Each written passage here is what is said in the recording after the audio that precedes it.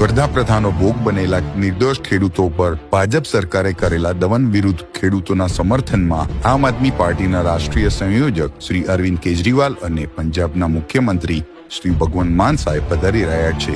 ખેડૂતોના સમર્થનમાં આયોજિત કિસાન મહાપંચાયત સભામાં આપ સૌને સાદર આમંત્રણ છે। જય હિન્દ, જય ભારત, જય જય ગરવી ગુજરાત।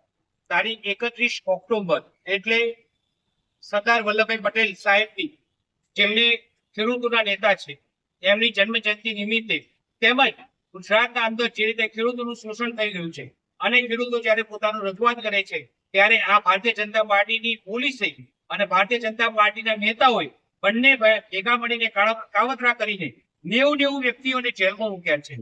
અમારા આજે પ્રદેશ નેતા રાજુભાઈ કરપડા હોય, પ્રવીણભાઈ રામ હોય, આ બધા અત્યારે જેલમાં છે। આ કેમ જેલમાં છે? કારણ કે એમને ખેડૂતો માટે, કિસાનો માટે પ્રશ્ન ઉઠાવ્યા છે। અને અત્યારે જોઈએ તો કરદા પ્રથાનો જે રીતે વિરોધ થઈ રહ્યો છે અને ગુજરાતના દરેક એપીએમસી ના અંદર રજૂઆત કરવા માટે અને વિરોધ થઈ રહ્યો છે ખેડૂતોનું, આમ આદમી પાર્ટીના નેતાઓ અને એના સહયોગીઓ આ લોકો જેલમાં છે અને જે ખેડૂતોનું શોષણ કરે છે અને જે કરદા કરે છે આ લોકો મહેલમાં છે।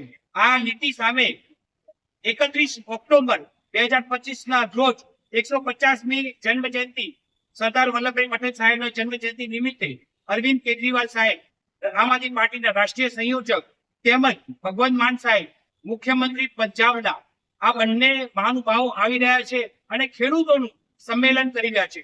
ખેડૂતો પોતાની વાત કરશે અને રજૂઆત કરશે। ખેડૂતોનું શોષણ થતું આ ગુજરાતના અંદર કોઈ પણ સંજોગોમાં ન ચલાવી લેવું જોઈએ। જય હિન્દ, જય ભારત, જય જય ગરવી ગુજરાત।